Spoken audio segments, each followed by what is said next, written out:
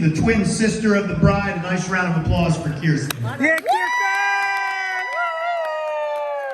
Woo! Let's go, Kiki!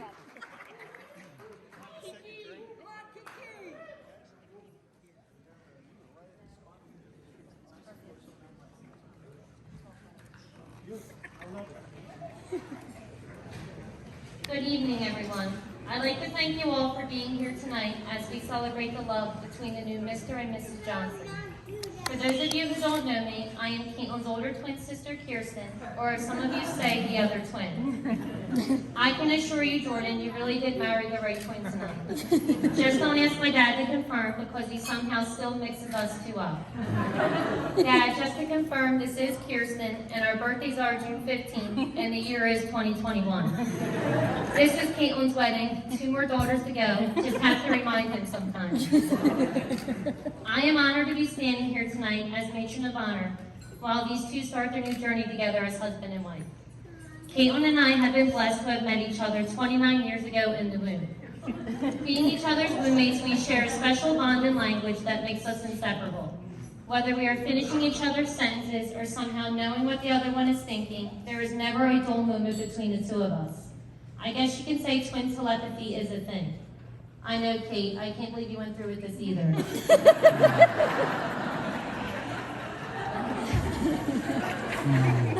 Sometimes me and Gemini twins can be brutal.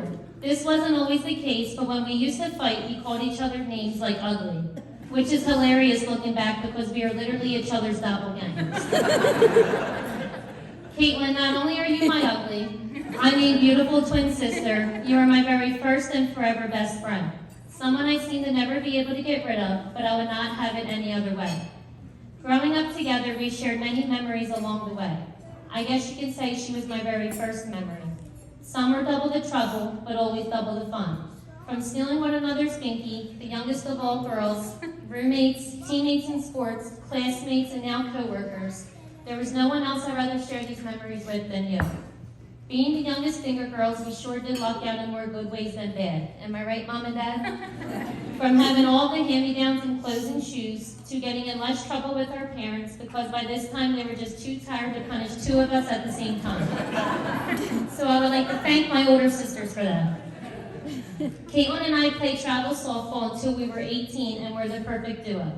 Kate was so dedicated to the sport, she even played on a broken ankle. A broken ankle that happened at a party in the woods the night before a game. I know you all remember them parties in the woods, especially you, Alyssa.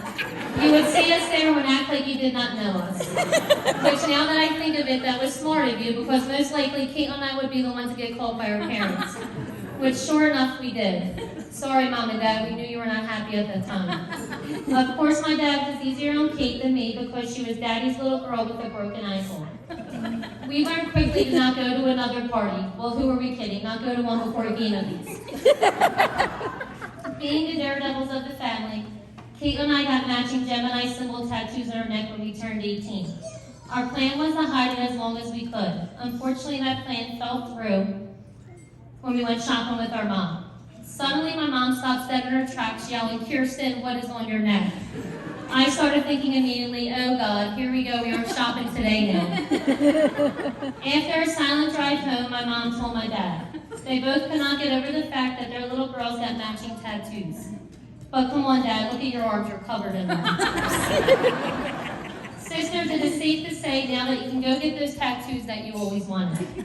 I know most of you are thinking that this speech sounds familiar, but what can I say? We have very similar lives, just married 2 different hardworking men. Jordan, you were one of the first of many childhood friends when we moved to Bensalem. You were always so kind, sweet, and most of all caring. I remember it just like yesterday. Everyone would start making the rounds, knocking for each other at 7 a.m. during the summer. Yes, 7 a.m. to go outside and play wiffle ball, stickball, kickball, freedom, or even go on a bike ride. We would even go play pool and shuffleboard at each other's houses, but our favorite thing to do was raid our parents' fridges for the famous Capri Suns and pretzels. Mr. and Mrs. Johnson, I know you two remember that. Jordan always made sure that Kate was included in all of their childhood activities. Even at a young age, you looked after Kate, which eventually did work out in your benefit. Unfortunately, when you grow older, you tend to lose touch with childhood friends because everyone starts going their different ways in life, which caused these two to not speak or see each other for a few years after high school. 2013, they both attended a Christmas Eve party, but little did Kate and Jordan know that they would cross paths again and have more than just a friendship this time around. Seeing the way you two looked at each other as kids, I still see that look in you both now. Caitlin, which shows me that you found your person. Now, 7 years later, look at these two, married and playing wiffle ball in their backyard with these. You may grow older and move out of the neighborhood, but you can't take the Brookwood out of these guys. I am so happy to finally gain you as my brother-in-law, even though I always considered you my brother throughout the years.